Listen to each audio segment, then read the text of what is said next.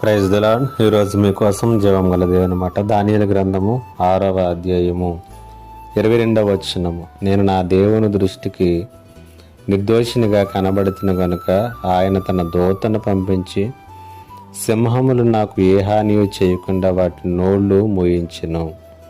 ఈ మాటల గురించి మనము ధ్యానం చేసుకుందాం. జీవితంలో చాలా సందర్భాలలో బలమైనటువంటి సమస్యల మధ్యలో మనము ఉండవలసినటువంటి పరిస్థితులు వస్తూ ఉంటాయి.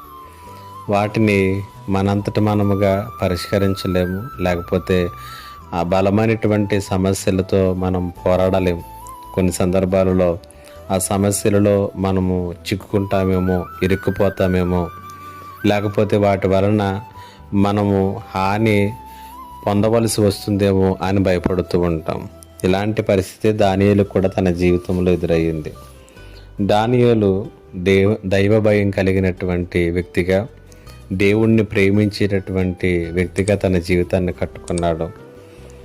ఒకానొక సమయంలో దానియేలు ఇతరుల యొక్క కుట్రపూరితమైనటువంటి కుయుక్తితో కూడినటువంటి ఆలోచనలో చిక్కుకొని సింహముల బోనులో అతడు వేయబడ్డాడు.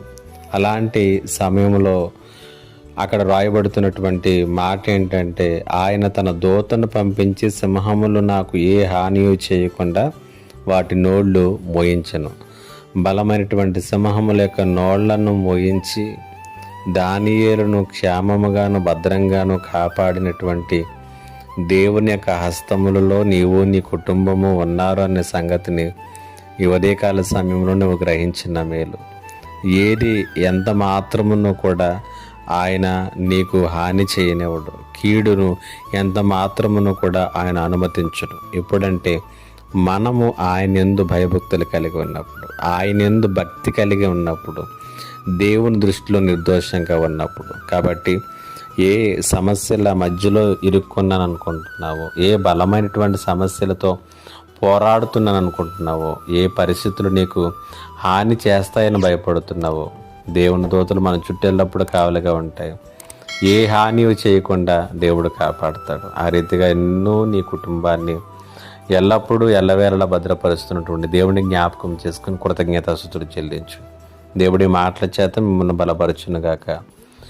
ఆమేన్. ప్రార్థన. మా గొప్ప దేవుడైన తండ్రి, నీకు వందనాలు, స్తుతులు, స్తోత్రాలు. ఈ మాటల చేత మరొక మారు మా పక్షముగా ఉన్నటువంటి గొప్ప దేవుడు అని మాకు తెలియజేశారు. మీకు వందనాలు చెల్లిస్తూ మా ఆత్మీయ జీవితాలను ముందుకు నడిపించుకోవడానికి నీ సహాయమును అనుగ్రహించమని యేసయ్య నామములో అడుగుచున్నాను తండ్రి. ఆమేన్.